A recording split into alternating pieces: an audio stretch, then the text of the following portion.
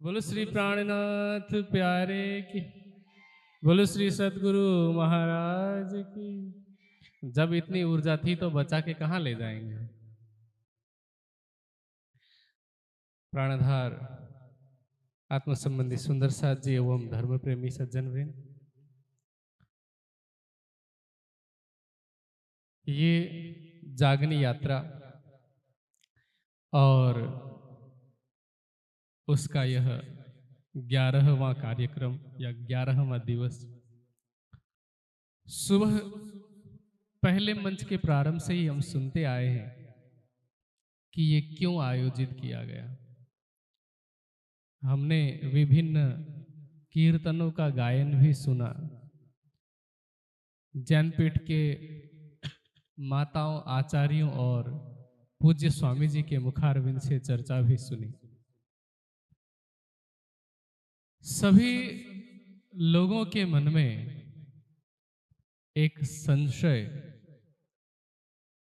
या प्रश्न बना रहता है, या यूं कहें कि भ्रांति बनी रहती है कि हमारा ये जो जीवन मिला है, इस जीवन का उद्देश्य या लक्ष्य क्या है, इस विषय में कोई नहीं जानते। कोई थोड़ा जानता है, कोई थोड़ा अधिक जानता है, कोई बिल्कुल ही विपरीत जानता है, मतलब जो होना चाहिए उसका उल्टा समझता है। जो उल्टा समझता है उनकी बात तो क्या ही की जाए, करना जरूरी भी है, लेकिन जो थोड़ा बहुत समझते भी हैं उनका समझना या ना समझना उनके आचरण में नहीं दिखता है। हम सब, जैसे कि प्राणनाथ जी की वाणी कहती है, चींटियों की जो पंक्ति होती है ना, चींटियों की जो लाइन होती है, या आपने ऊंट की पंक्ति को देखा होगा, ऊंट की कतार को देखा होगा, या भेड़ चाल की कहावत सुनी होगी, हम सब चींटीहार, ऊंट कतार या भेड़ चाल की तरह एक दिशा में गति कर रहे हैं, चल रहे हैं। जैसे भेड़ों को ये नहीं पता होता कि वो कहां जा रहे हैं। आगे चलने वाली भेड़ जिस दिशा में चल रही है, पीछे वाले सारे के सारे उसी का अनुसरण करते हैं। आगे वाले को भी नहीं पता कि वो पीछे वाली भेड़ों को कहां लेके जा रहा है, और पीछे वालों को नहीं पता कि हमारी मंजिल कोई है भी, या कहीं खाई में जाके गिरेंगे, गड्ढे में गिरेंगे, कुआं आएगा, नदी आएगी, तालाब आएगा, या फिर घास का मैदान आएगा, किसी को कुछ नहीं पता। अब यहां हम सब भेड़ के रूप में हैं। भेड़ क्यों? भेड़ के अलग अलग मतलब निकल सकते हैं। भेड़ का स्वभाव होता है कि उसके पास इधर उधर सोचने समझने की क्षमता नहीं होती, तो कोई जो बहुत ज्यादा सीधा साधा भोला भाला होता है, उसके लिए भी भेड़ शब्द का प्रयोग किया जाता है, या भेड़ का जो मेमना होता है ऐसा कह दिया जाता है, या फिर कोई जो बिना सोच विचारे अंधा किसी का अनुकरण करे, उसे भी भेड़ कहा जाता है। अब हम सब की अवस्था उन भेड़ों जैसी है कि दुनिया हमसे पहले की जो पीढ़ी है या समाज हमें किस दिशा में लेकर के आगे जा रहा है, इस विषय में कभी हम सोचते समझते नहीं हैं। समझने के लिए विवेक की आवश्यकता होती है, विवेक के लिए ज्ञान की आवश्यकता होती है, और ज्ञान के लिए आवश्यकता होती है सत्संग, स्वाध्याय या गुरु के सानिध्यता की। हमने तीनों नहीं किया, और अगर कभी किया भी है तो कब किया होगा पता नहीं।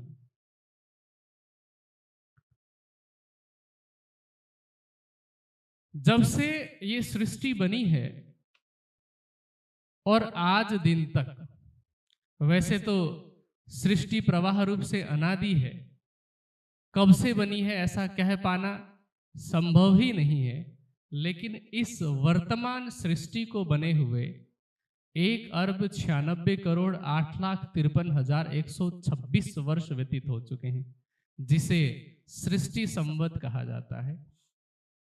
तब से लेकर अब तक बहुत से ऋषि मुनियों ने उस भेड़ चाल से हट करके कुछ चिंतन का प्रयास किया, सोचने समझने का प्रयास किया। भेड़ चाल तो अब की है, पुरानी नहीं है। कलयुग में भेड़ चाल प्रारंभ हुआ है, वरना प्रारंभ में इससे पहले ज्ञान के ग्रहण की परंपरा थी, सीखने की परंपरा थी, गुरुकुलों की परंपरा थी, गुरु शिष्य के संबंध हुआ करते थे, और इस तरह ज्ञान एक से लेकर दूसरे तक, दूसरे से लेकर तीसरे तक पहुंचता जाता था। लेकिन अब धीरे धीरे जैसे जैसे कलयुग की गहनता बढ़ती गई, अज्ञानता का अंधकार बढ़ता गया, वैसे वैसे ही हम भौतिकवादी हो गए। कैसे हो गए? भौतिकवादी। हम बाजारवादी हो गए। एक एक शब्द ध्यान रखना। हम भौतिकवादी हो गए, हम बाजारवादी हो गए। बाजारवादी का मतलब क्या है कि बाजार ने हमको इतना अधिक प्रभावित कर दिया है कि उस प्रभाव के चक्कर में हम अपना मूल लक्ष्य भूल गए। जैसे आप में से कोई भी किसी मेले में जाए, या यूं समझ लीजिए कि जेब में 100 रुपए लेकर के जाए कि आधा लीटर तेल खरीदना है, शाम को भोजन बनाने में जरूरत है। अब बाहर निकले, थोड़ी दूर पर पहुंचे, वहां आपको एक मेला दिखा। मेले में जितनी भी वस्तुएं होती है वो अनावश्यक होती हैं। मेले में जो कुछ भी दिखाया जाता है ना, वो हमारे लिए जरूरी नहीं होता, हमारी वो जरूरत नहीं होती, वो ख्वाहिश होती है, इच्छा। तो हम क्या करते हैं? उस ख्वाहिश के लिए पैसा खर्च करते हैं। जैसे वहां पे झूला लगा होगा, है ना, या कोई और खिलौने लगे होंगे, या कहीं कहीं पर तो ये जुआ इत्यादि भी लगाया जाता है। तो वहां जाएंगे, मेले में जाकर के अब हमें ध्यान ही नहीं रहा, उस मेले के रंग में इतना फंस गए कि तेल खरीदने के लिए हम निकले, वो तो भूल ही गए 100 रुपया कब खर्च हो गया पता भी नहीं चला। और फिर जब जेब खाली हुआ तो घर की याद आई, क्योंकि अब तो खरीदने के लिए कुछ था नहीं। लेकिन जब घर आए तो पता चला कि हम निकले थे तेल खरीदने के लिए, और अब माता की डांट पड़ी सो अलग। बाजार ये काम करता है, हमारी अवस्था भी वैसी ही है।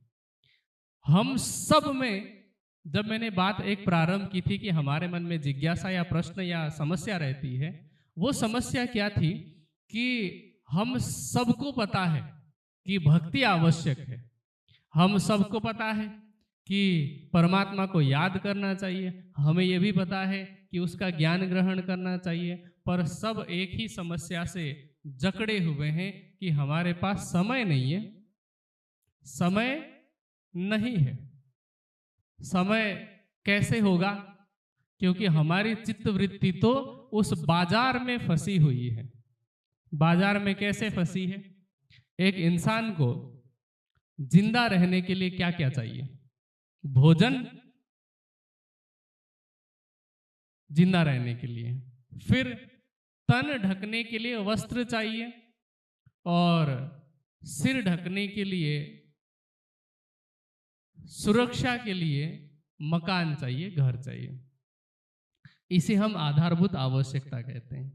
फिर धीरे धीरे समय बीतता गया तो आधारभूत आवश्यकताओं में परिवर्तन आया।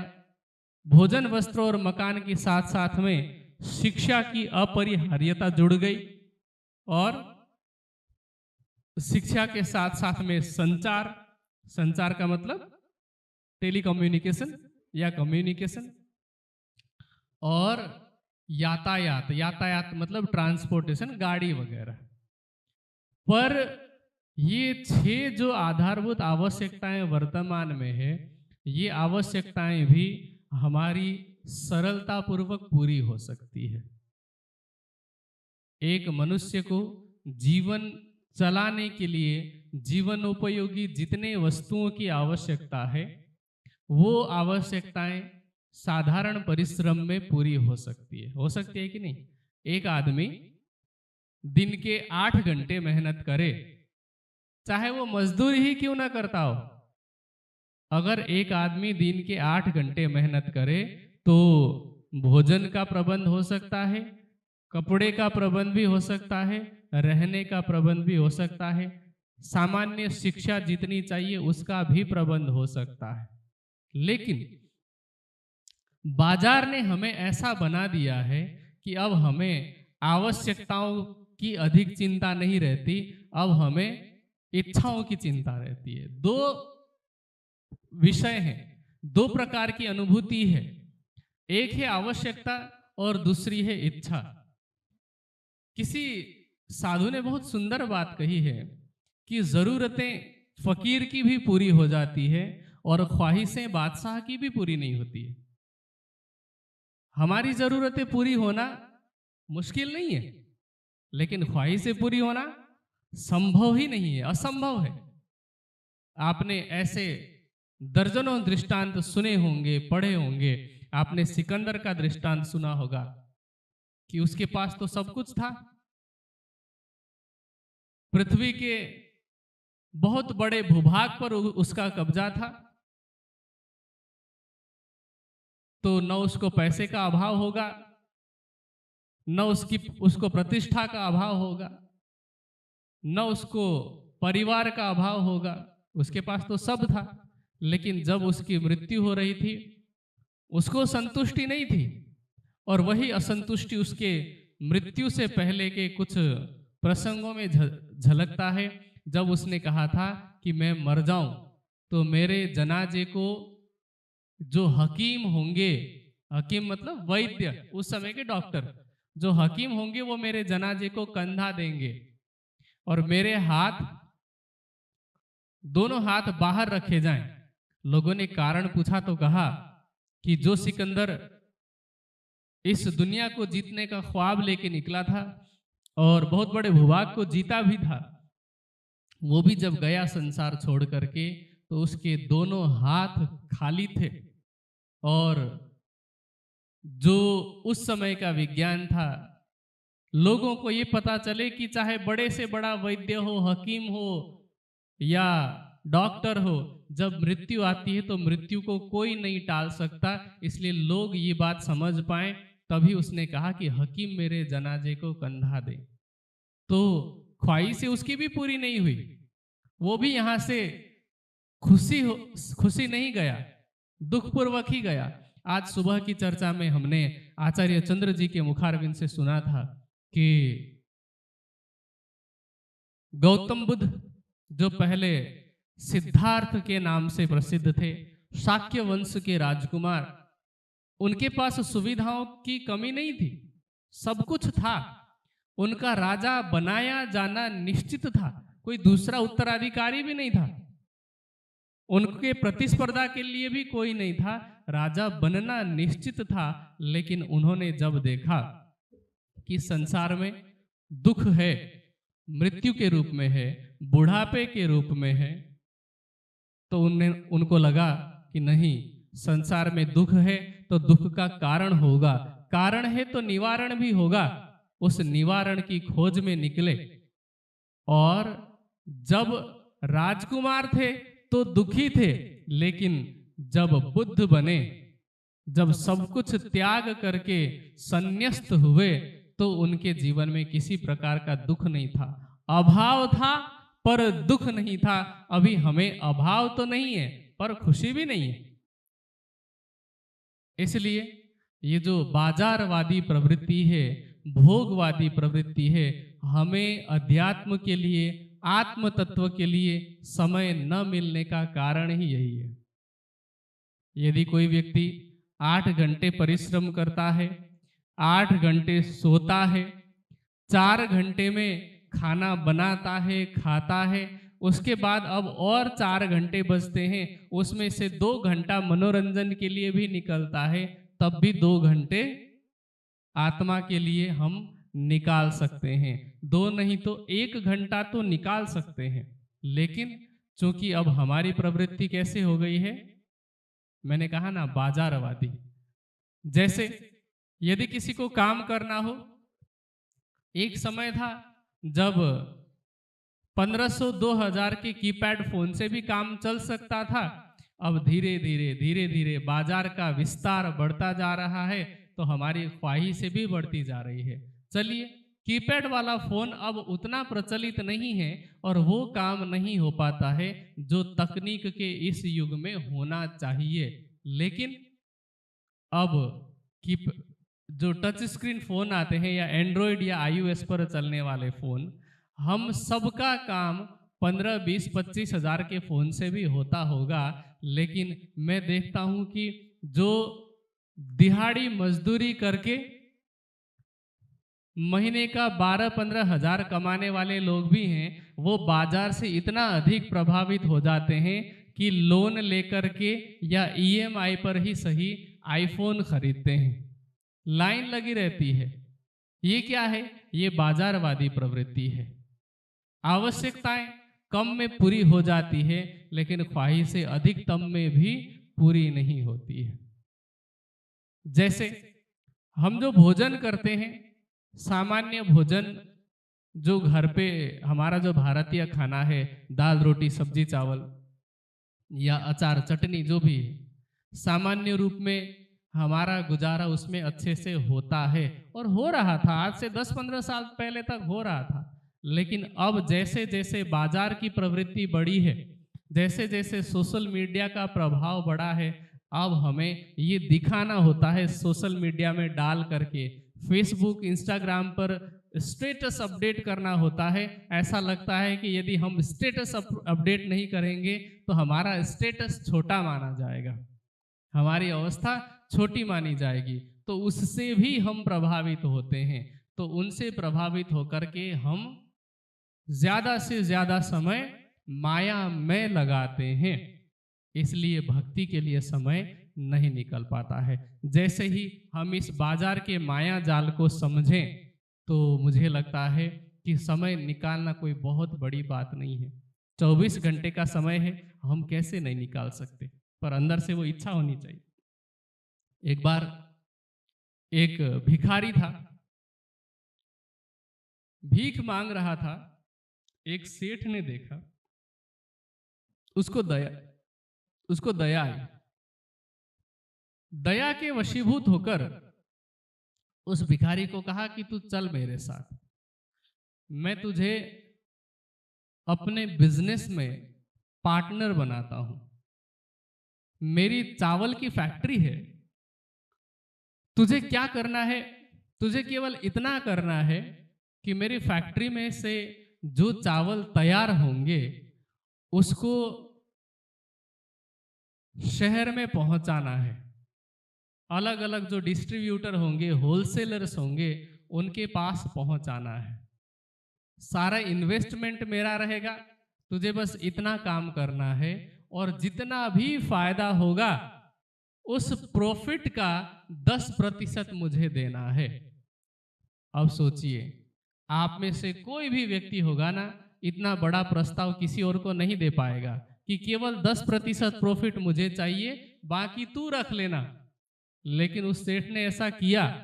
लेकिन जब उस लाभ में से 10% देने की बारी आई, तो वो जो पहले का भिखारी था, अब उसके तेवर बदले हुए थे।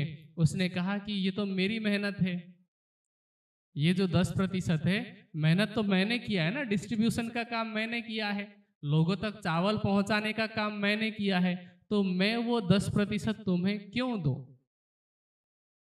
समझे? कहानी तो समझ में आई। अब मैं आपसे पूछूं कि उस भिखारी ने उस सेठ को लाभ का 10% ना दे करके सही किया कि गलत किया? क्या किया बताइए? गलत किया ना, देना चाहिए था। क्योंकि भिखारी तो पहले भिखारी ही था, उसके पास कुछ नहीं था, लेकिन अब उसको लग रहा है कि नहीं सब कुछ मेरा है, वो सेठ को देना ही नहीं चाहता। इसी तरह से परमात्मा वो सेठ है, हमारी चेतना या हमारा जीव भिखारी है। हमें उसने 24 घंटे का समय दिया, ये प्रॉफिट है हमारा विशुद्ध, उसमें से 10% उसको देना है। 24 घंटे का 10% कितना होता है?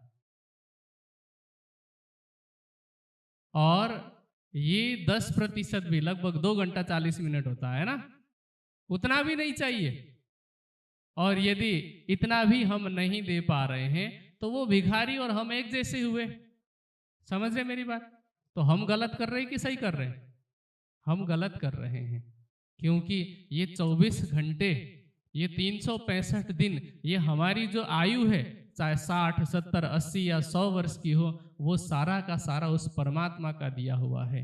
ये श्वास जो हम ले रहे हैं या छोड़ रहे हैं, वो उस परमात्मा की कृपा से है। हमें तो ये पता ही नहीं है। क्या आपको पता है कि जो सांस आप छोड़ रहे हैं वापस ले पाएंगे कि नहीं ले पाएंगे? नहीं पता। वाणी क्या कहती है? मेरी मेरी करते दुनी जात है, बोझ ब्रह्मांड सिर लेवे, पाऊं पलक का नहीं भरोसा, तो भी सिर सर्जन को न देवे।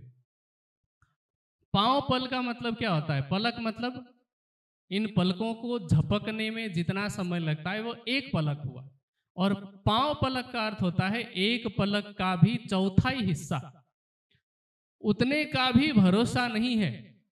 मैं आपको एक बात बताऊं, मैं बहुत छोटा था, लगभग 9-10 वर्ष का। मेरे पड़ोस में एक टीचर रहा करते थे, शिक्षक थे पेशे से, और उनके घर पर मेहमान आए हुए थे कुछ। रात को अच्छे से मेहमान नवाजी में अच्छा अच्छा भोजन बनाया हुआ था। खाना खाए, सोए, और फिर सुबह उठे ही नहीं। ये मैंने देखी घटना है, मेरे जीवन में, मेरे पड़ोस में घटी घटना। इसी तरह से एक और घटना मैंने देखी थी, मेरे ही रिश्तेदार में, लौकिक रिश्तेदार में एक बहन थी, उसके साथ भी कुछ ऐसा ही हुआ। रात को भोजन करके सोए हैं, सुबह उठी ही नहीं। ऐसी घटना आपने कितनी बार सुनी होगी? आपने समाचार पत्रों में पढ़ा होगा, टेलीविजन में, न्यूज में देखा होगा कि कभी शादी का समय होता है, दुल्हा घोड़ी पर चढ़ करके नाच रहा होता है, और वहीं पर उसकी मौत हो जाती है, उसको दिल का दौरा पड़ता है और वहीं पर मर जाता है। आपने देखा होगा कि हवन कुंड के चारों तरफ परिक्रमा लगाने के बाद दूल्हा बैठता है और हवन के कुंड के पास ही उसकी मृत्यु हो जाती है। ऐसी कितनी घटनाएं आपने देखी होंगी। अभी 1.5 साल पहले के लगभग की एक घटना है। एक भाई था, उसकी नौकरी लगी थी, सरकारी नौकरी लगी थी। सरकारी नौकरी का जो पत्र होता है, नियुक्ति पत्र बोलते हैं ना, अपॉइंटमेंट लेटर, वो लेटर लेकर के वापस लौट रहा था, एक छोटा सा एक्सीडेंट हो गया, एक्सीडेंट में उसकी मौत हो गई।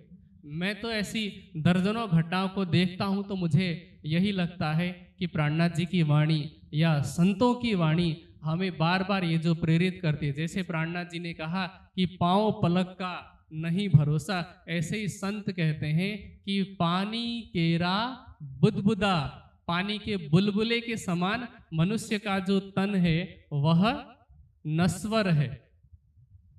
किसी संत ने बहुत सुंदर बात कही कि साधो यह जग ऐसा है जैसे सेमल फूल, दिन 10 के व्यवहार में झूठे रंग न भूल। ये मत भूलना कि ये जो रंग दिख रहे हैं, ये जो मस्ती दिख रही है, ये जो मनोरंजन दिख रहा है, ये झूठा है। जैसे सेमल का फूल होता है, देखने में बहुत सुंदर लगता है, लेकिन कब गिर जाए कुछ पता ही नहीं। आज आपने देखा सेमल का फूल पूरी तरह से लाल है, कल सुबह जाएंगे तो उस पेड़ में एक भी फूल नहीं दिखता है। इसी तरह से इस संसार की परिस्थिति है। यहाँ जिस जिसको हम अपना मान रहे हैं, जो हमारा करीबी है, चाहे रिश्ते हो, संबंध, चाहे हमारी अवस्था हो, चाहे रूप हो, सब कुछ परिवर्तनशील है। क्या नहीं बदलता बताइए। आज आपके बीच में छोटे छोटे बच्चे हैं, पीछे मस्ती में खेल रहे हैं। आज के 5 साल के बाद अगर मैं आऊंगा तो ये बच्चे किशोर हो चुके होंगे। हो सकता है कि आप में से कई लोग नहीं रहेंगे। हो सकता है कि जो अभी अधेड़ उम्र में है वो वृद्धावस्था में पहुंच जाएंगे। जो किशोर होंगे वो युवा हो जाएंगे। जो अभी पढ़ रहे हैं उनका विवाह हो चुका होगा। सब कुछ परिवर्तनशील है। हमारी आयु प्रतिदिन क्षय होती जा रही है, कम होती जा रही है। हमारा रूप भी तो प्रतिदिन बदलता जा रहा है ना। हमें तुरंत आभास नहीं होता, लेकिन परिवर्तन तो हो रहा है, धीरे धीरे हो रहा है, लेकिन परिवर्तन हो रहा है। हमारे शरीर की जो क्षमता है वो भी बदल रही है धीरे धीरे। जैसे जैसे हम बुढ़ापे की ओर अग्रसर होते हैं वैसे वैसे ही हमारे शरीर में बल भी नहीं रहता। तो हम ये भी नहीं कह सकते कि अभी तो चलो मौज मस्ती का समय है, खाने पीने खेलने का मनोरंजन का समय है, बुढ़ापे में भक्ति कर लेंगे, ये भी तो नहीं कह सकते। क्या आप इस बात की लिखित रूप में गारंटी दे सकते हैं कि आप बूढ़े होंगे? नहीं दे सकते। और जो बूढ़े हो चुके हैं उनसे आप पूछ करके देख लीजिए। जो अभी खुद को जवान मानते हैं वो बूढ़े बुजुर्गों से पूछ करके देख लीजिए कि बुढ़ापे में भक्ति करने में क्या क्या समस्या आती है। तो वो बताएंगे कि बेटे बैठा नहीं जाता, गोड्डों में दर्द होता है, कमर में दर्द होता है, गर्दन में दर्द होता है, कभी बीमारी लग गई तो लंबी बीमारी पकड़ती है, जल्दी ठीक भी नहीं होती है। ऐसी समस्या आती है कि नहीं आती है? तो इसलिए हमें प्रतीक्षा नहीं करनी चाहिए। चाणक्य ने एक बहुत सुंदर बात कही, शुभस्य शीघ्रम। किसी शुभ कार्य को करने का सबसे अच्छा समय कब है? अभी, आज ही। इसलिए संत जन क्या कहते हैं कि काल करे सो आज करे, आज करे सो अब, पल में प्रलय होएसी, बोहरी करेगी कब। और हमने क्या सोचा कि आज करे सो कल करे, कल करे सो परसों। जल्दीबाजी क्या करें, अभी जीना है बरसों। लेकिन बरसों जिएंगे कि नहीं जिएंगे पता ही नहीं है, निश्चित नहीं है। इसलिए हमें कुछ बातों का ध्यान रखना चाहिए। पहला कि हम कब तक जिएंगे यह निश्चित नहीं है। दूसरा, हम कब तक भक्ति के लिए इस शरीर को योग्य रख पाएंगे वह भी निश्चित नहीं है। तीसरा, इस संसार में जिस जिस को हम अपना मान रहे थे उनमें से हमारा अपना कौन है वह भी निश्चित नहीं है। कौन कब तक हमारा साथ देगा, या गिरगिट की तरह या मौसम की तरह रंग बदल जाएगा, ये भी निश्चित नहीं है। पर कुछ बातें ही हैं जो निश्चित है। सबसे पहला निश्चित पदार्थ या सबसे पहले निश्चित बात यह है कि हमारा सबसे नजदीकी, हमें सबसे अधिक प्रेम करने वाला अगर कोई है तो वो परमात्मा है। ये निश्चित है। उससे निकट कोई है ही नहीं, उससे ज्यादा प्रेम करने वाला भी कोई है नहीं। आपकी माँ तब आपकी चिंता कर सकती है या तब आपके लिए कुछ कर सकती है जब आप पैदा होते हैं। लेकिन आपके पैदा होने से पहले जब आप माता के गर्भ में थे तो उन 9 महीनों में आपके जीवित रहने की व्यवस्था किसने कर रखी थी? उसी ने कर रखी थी। तो उससे आपकी चिंता आपकी माता से भी अधिक है। आपके माता पिता कितना भी चाहें कि हम अपने बच्चों को सुरक्षित रखें, चाहते तो हैं, पर हमें सबसे अधिक सुरक्षा कौन प्रदान कर सकता है? वो परमात्मा। देखिए, हमारे हृदय की गति धड़क रही है। यदि इस गति में जैसे 72 बार 1 मिनट में धड़कती है, इसमें अगर थोड़ा बहुत भी ऊपर नीचे हो जाए सब घबरा जाते हैं, लेकिन घबराने के बाद भी चाहते हुए भी कुछ नहीं कर सकते। लेकिन वो परमात्मा है जो पल पल हमारी रक्षा कर रहा है। उसने सिस्टम ही ऐसा बना रखा है कि ऊंच नीच कुछ होने नहीं देता। हाँ, जब हम अपनी मर्जी से उसके नियमों के साथ छेड़खानी करते हैं, उसकी बनाई हुई प्रकृति के नियमों के साथ छेड़खानी करते हैं, तो हमारी गलती की वजह से फिर कुछ गड़बड़ियां हो सकती। अन्यथा वो हर पल हमारी रक्षा करता है। उससे अधिक प्रेम हमसे कोई नहीं कर सकता, तो ये निश्चित है। तो पहली निश्चितता ये है कि परमात्मा हमारा अपना है। दूसरी निश्चितता ये है कि वो हमारे सबसे नजदीक है। और तीसरा निश्चित वस्तु ये है कि मृत्यु अवश्यम भावी है, हमारा मरना भी निश्चित है। अब आप बताइए कि जैसे आप कहीं पर मेले में घूमने गए हैं, मेरी बात ध्यान से सुनना। अगर आप कहीं पर घूमने के लिए गए हैं, एक झोला लेकर के छोटा सा, और आपको पता है कि आज शाम को ही वापस लौटना है, तो आप क्या प्रयास करेंगे कि झोले में जो सामान है वो सारा का सारा निकाल करके ना फैलाया जाए, जितनी जरूरी है। जैसे आप नहाएंगे तो नहाने के बाद तौलिया इत्यादि को बाहर डाल देंगे, लेकिन आपके मन में ये बना रहेगा कि कोई और सामान में बाहर ना निकालूं, ताकि वापस लौटना हो तो तौलिया इत्यादि को लपेट करके झोले में रखा जा सके और फिर वापस जाएं। लेकिन अगर आपको 1 महीने तक वहीं रहना है तो फिर आप आराम से अपना सामान इधर उधर थोड़ा थोड़ा फैला सकते हैं। लेकिन अगर आपको ये कह दिया जाए कि देखो कभी भी चलना पड़ सकता है, कभी भी, तो आप क्या करेंगे? कोशिश करेंगे कि तौलिया भी बाहर ना रखूं मैं, है ना। मोदी जी कहते हैं ना, हम तो फकीर हैं, झोला उठाएंगे चले जाएंगे, है ना। तो हम भी वैसे ही तैयार रहेंगे। तो तैयारी पहले से ही होनी चाहिए। हमारा भी कोई तय नहीं है, निश्चित नहीं है कि कब उठ करके चल देना है और फिर जब उस परमात्मा के सामने जाएं। हमारी क्या ऐसी तैयारी है? मान लीजिए कि यहाँ परमात्मा से तो सब प्रेम करते हैं ना। आप में से ऐसा कौन है जो परमात्मा के पास नहीं जाना चाहता है? सब चाहते हैं। लेकिन अगर ये कह दिया जाए कि अभी चलो, तो क्या हम तैयार हैं अभी चलने के लिए? नहीं। हम भले ही मुंह से बोलने की तैयार हैं, पर क्या हमारी तैयारी है? नहीं है ना, हमारी तैयारी नहीं है। तैयारी क्यों नहीं है? मानसिक रूप से तो कह दिया कि चलो चले जाएंगे, लेकिन जो हमारा सबसे प्रिय है उससे मिलने के लिए तो हमें थोड़ी बहुत तो सजावट की तो जरूरत पड़ती है ना, थोड़ी बहुत तो साफ सफाई की जरूरत पड़ती है। आपका कोई प्रिय व्यक्ति, नजदीकी व्यक्ति घर पे आता है, जैसे मैंने सुबह कहा था कि हम अपने घर की साफ सफाई करते हैं। चलो घर का रहने दो, आप कहीं पर किसी से मिलने जा रहे हो तो क्या करते हो? बिना मुंह धोए चले जाते हो? नहीं करते ना। पसीने की गंध के साथ तो नहीं जाते। हम नहा धो लेते हैं, इत्र लगाते हैं या परफ्यूम लगाते हैं, और अच्छे से अच्छे सौंदर्य प्रसाधन जहां तक संभव हो सके हम लगाने का प्रयास करते हैं। सोचे कि परमात्मा के सामने हमें जाना है, ऐसे बोल तो दिया हमने कि चले जाएंगे, लेकिन क्या हम वास्तव में तैयारी कर चुके हैं? क्या हमने स्वयं को सजाया है? और सजाना कैसे है? भक्ति से, प्रेम से, सेवा से, त्याग से, समर्पण से, वैराग्य से।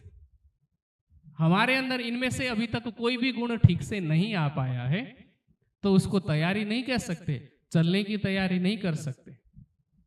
और ये जो जागनी यात्रा का आयोजन किया गया है, उद्देश्य ही यही है कि सुंदर साथ को पता चले कि हमें क्या क्या तैयारी रखनी है। जैसे हम सब जगह पर एक एक दिन जा रहे हैं, कहीं पर यहीं से वापस ज्ञानपीठ लौटेंगे, अभी 1-2 दिन के बाद तो ज्ञानपीठ भी नहीं लौट पाएंगे, फिर बाहर ही बाहर, आज कहीं और हैं, कल कहीं और। तो हमें और हमारे साथ चल रहे सभी पूरी टोली को ये ध्यान रखना पड़ेगा कि कार्यक्रम खत्म होने के बाद तुरंत निकलना है, तो पहले से ही हमारी पैकिंग वगैरह हो चुकी होगी। यही तो तैयारी है ना। इसी तरह से हमें कभी भी चलना पड़ सकता है, कभी भी उसका बुलावा आ सकता है, तो तैयारी हमें पहले से ही रखनी पड़ेगी, वरना क्या होगा। संस्कृत में कहावत कही जाती है कि संदीप्ते भवनम तु कूप खननम प्रत्युद्यमः कीदृश। इसको हिंदी में क्या कहते हैं? घर में आग लगने के बाद कुआं खोदने का कोई फायदा नहीं होता है। तो हम पहले से ही कुएं को तैयार रखें कि कभी भी उसकी आवश्यकता पड़ सकती है। एक बार जो हाथ से निकल गया मौका, उसके बाद क्या होगा जानते हैं? हमारे जीव को ये जो अनमोल अवसर मिला है, सुबह हमने चर्चा में सुना था ज्योति माता जी के मुख से कि 4 अनमोल पदार्थ मिले हैं। मनुष्य तन मिला है, भरत खंड में जन्म मिला है, उस परब्रह्म का ज्ञान मिला है और उन ब्रह्मात्माओं का सानिध्य भी मिला है। अब इतना अच्छा मौका मिलने के बाद भी यदि हमने अपनी तैयारी नहीं की तो क्या होगा? ये मौका बार बार नहीं मिलने वाला। मनुष्य की योनि ऐसा कहा जाता है कि 84 लाख योनियों के बाद मिलती है। अब हमारी अवस्था ऐसी ना हो जैसी उस एक अंधे व्यक्ति की थी। एक अंधा व्यक्ति था जो भूल भुलैया में फंस गया। एक दरवाजे से वो अंदर चला गया, पता नहीं कैसे चला गया, और अब बाहर निकलने का दरवाजा नहीं मिल रहा है। वो दरवाजा भी उसको नहीं मिल रहा है जहां से वो अंदर घुसा था, क्योंकि वो थोड़ा आगे बढ़ गया था। आगे बढ़ते बढ़ते दरवाजा, खुला दरवाजा ढूंढते ढूंढते एक व्यक्ति से टकराया और कहा, उसे पकड़ करके बोलता है कि मुझे बाहर निकाल दो। तो उस व्यक्ति ने कहा कि मेरे पास इतना समय नहीं है, ये दीवार पकड़ो, तुम दीवार में हाथ लगाओ, हाथ लगाते लगाते आगे बढ़ना। यहाँ पर 84 दरवाजे हैं जिनमें से एक ही दरवाजा खुला है, उस खुले दरवाजे से बाहर निकल जाना। अब वो अंधा व्यक्ति आगे बढ़ता है। अब एक तो वो अंधा है, ऊपर से खाज भी है, खुजली है उसको। तो वो जैसे जैसे आगे बढ़ता है, बीच बीच में उसको खुजली होती है, और जैसे ही खुले दरवाजे के सामने पास में आता है, उसको ना खुजली और ज्यादा तेज हो जाती है। तो वो क्या करता है, बढ़ते बढ़ते हाथ तो हटा लेता है दीवार से और ऐसे खुजाने लगता है जोर जोर से, लेकिन पैर तो रुके ही नहीं है। फिर वापस वो दीवार में हाथ लगाता है, तब तक खुला दरवाजा पीछे छूट चुका है, और ऐसे वो उसी में फंस करके रह जाता है। हम सब उस अंधे व्यक्ति की तरह हैं। 84 दरवाजों से युक्त भूलभुलैया ये भवसागर है, जिसमें एक दरवाजा खुला है मनुष्य तन का। लेकिन इस मनुष्य तन रूपी खुले दरवाजे में आने के बाद हमें खुजली किस बात की हो रही है? इस संसारिक तृष्णाओं के पूर्ति की खुजली हो रही है। जैसे खुजली में आनंद है ना, खुजली में मजा आता है कि नहीं मजा आता है? थोड़ी देर के लिए मजा आता है।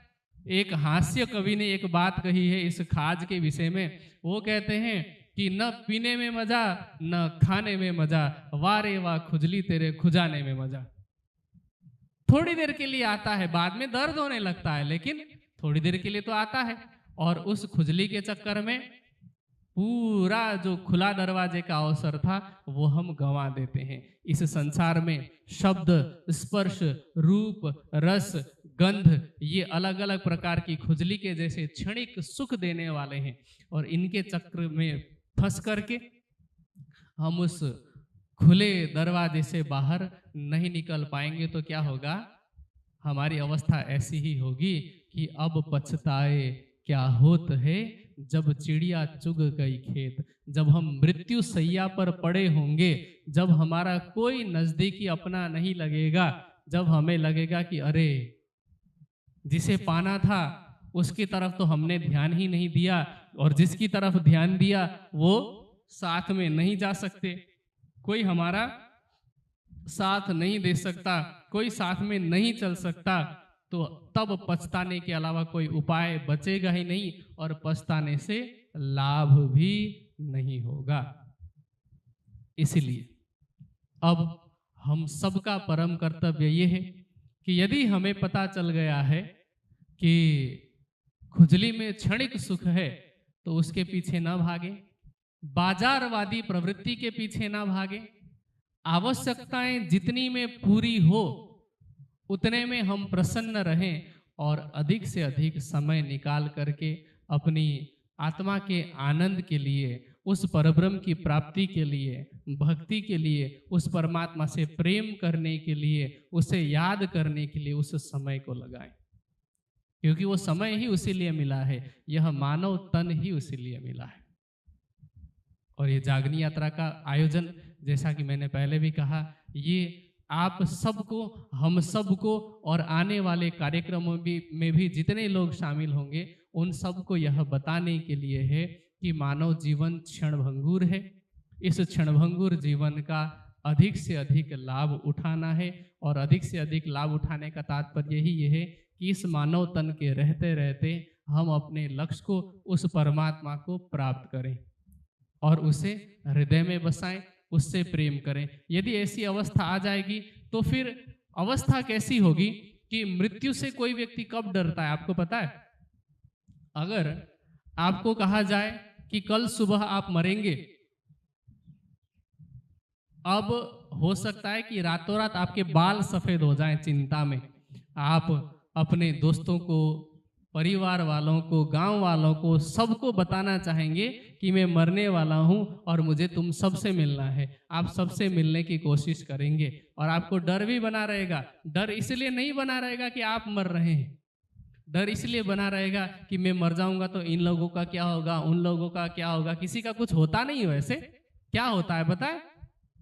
कड़वा सच ये है कि जब हम मर जाते हैं तो 2-4 दिन के लिए घर में रोना धोना होता है, और वो आपके लिए नहीं रोते, वो रोते हैं आपके जाने के बाद जो उनके जीवन में आपकी कमी है ना, उस कमी की वजह से रोते हैं कि आप होते थे तो उसका ये काम कर देते थे, वो काम कर देते थे, उसके हिस्से का कुछ ना कुछ आपसे स्वार्थ जुड़ा होता था, तो वो रोते हैं।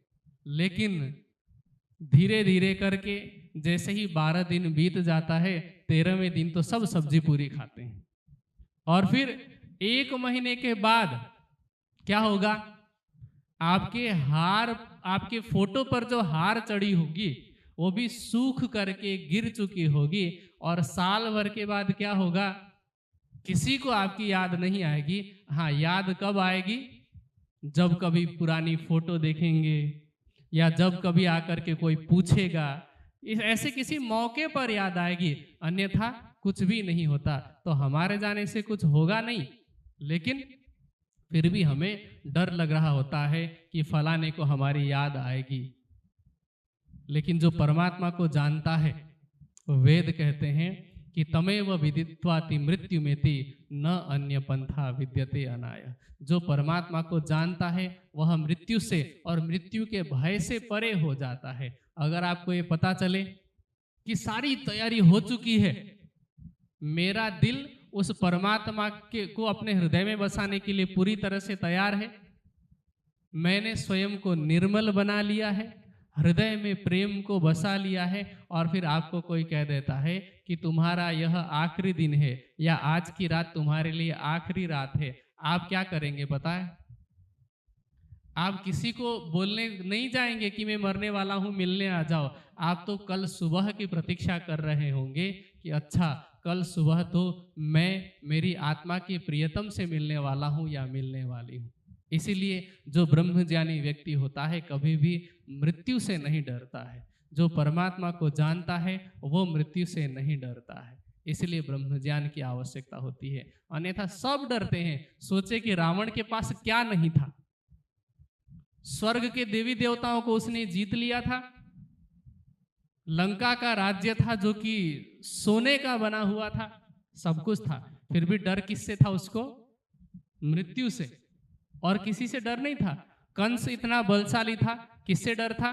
मृत्यु से। कोई नहीं बच पाता है, चाहे हिरण्यकश्यप हो, हिरण्याक्ष हो, कोई मृत्यु से बच नहीं पाता है। डर सबको रहता है, लेकिन एक कोई संत होगा या कोई ब्रह्मज्ञानी व्यक्ति होगा, वो क्या कहेगा बताएं? स्वामी दयानंद सरस्वती जी, जब उनकी मृत्यु आने वाली थी, उनको अंदर से प्रेरणा हुई और उन्होंने क्या किया पता है? जब उनकी मृत्यु होनी थी, उन्होंने अपने शिष्यों को पास में बुलाया और कहा कि सब लोग मेरे पास में आ जाओ और सब मिलकर के उस परमात्मा की प्रार्थना करो। और सबसे हाथ जुड़वाए, सबने प्रार्थना करी। स्वामी दयानंद सरस्वती जी ने भी आंख बंद करी, प्रार्थना की और प्रार्थना में क्या कहा पता है? हमारे आपके जैसे साधारण व्यक्ति होते तो कहते कि हे परमात्मा 2-4 दिन और जिंदा रहने दो। आज हम यही करते हैं ना, वेंटिलेशन में भले ही रहेंगे, कोमा में रहेंगे, लेकिन घर वाले यही कोशिश करेंगे कि इनको एक आध दिन और जिंदा किया जाए। लेकिन स्वामी दयानंद सरस्वती जी ने परमात्मा की स्तुति की और कहा, उनके अंतिम शब्द थे, तेरी इच्छा पूर्ण हो प्रभु। ये इच्छा थी। लोग वरदान मांगते हैं, दयानंद सरस्वती जी के वाक्य सुनकर के लगता है कि वो परमात्मा को वरदान दे रहे हैं कि ये परमात्मा तेरी इच्छा पूर्ण हो। तो ये आत्मज्ञानी व्यक्ति के लक्षण होते हैं। इसलिए हम आत्मज्ञानी बने, हम ब्रह्मज्ञानी बने, और ज्ञानी ही ना बने, हम ब्रह्म प्रिया बने, ब्रह्म से प्रेम करने वाले बने और उसको प्राप्त करने वाले ब्रह्मनिष्ठ बने। क्या बनना है हमें? ब्रह्मज्ञानी भी बनना है, ब्रह्म प्रिया भी बनना है और ब्रह्मनिष्ठ भी बनना है कि हमने उसको प्राप्त किया है और फिर हम उस ब्रह्म के साथ एकाकार हो जाएं। यही वास्तव में हमारे जीवन का परम लक्ष्य है, इसी को पाना है। बस इतना ही कहते हुए मैं अपने शब्दों को यहीं विराम देता हूँ। सबको प्रणाम।